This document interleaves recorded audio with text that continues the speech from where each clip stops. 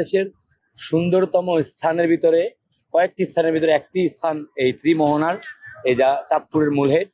এটাকে আসলে সরকার অনেকভাবেই চিন্তা করতে পারে। আমি মনে করি এখানে প্রথমত দরকার হলো বাঁধ। যদি বাঁধটাকে খুব ভালোভাবে দেয়া যায় তাহলে বাঁধ ভাঙার কোনো সুযোগ নাই। আপনারা হাজবেন্ডের সাথে আসছি ঈদ উপলক্ষে, আর এমনি তো আসা হয় মাঝে মাঝে, মানে যখনই সময় পাই ঘুরতে ইচ্ছে হয় তখন এখানেই আসা হয়। চাঁদপুরের সবচেয়ে সুন্দর জায়গা হিসেবে এটা কি মানা হয়, মানে মনে হয় যে এখানেই আসতে ভালো। আগের মতোই clean. Berger easy clean fresh, দেয়ালে দাগ থাকবে না, রাখবে সুরভিত।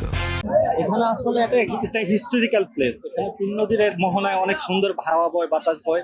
এই জন্য আমরা সবসময় কোনো অনুষ্ঠানে ওকেশনে এই জায়গায় আসি, মনটা অনেক শীতল হয়ে যায়। তারপরে এখানে অনেক রিনোভেশনের কাজগুলো হয়েছে, আপনার গাছগুলো অনেক কালার করা হয়েছে, রাস্তাঘাট অনেক সুন্দর করা হয়েছে, পরিবেশটাকে সুন্দর হয়েছে, ফুটপাত উচ্ছেদ করা হয়েছে। এখন এখানে আসার পরে মনের মধ্যে একটা অন্যরকম ফিল হয়।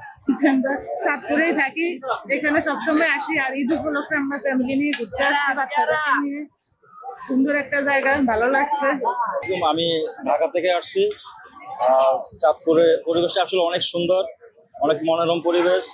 এখানে অনেক পর্যটক, আর এখানে এসে অনেক ভালো লাগতেছে।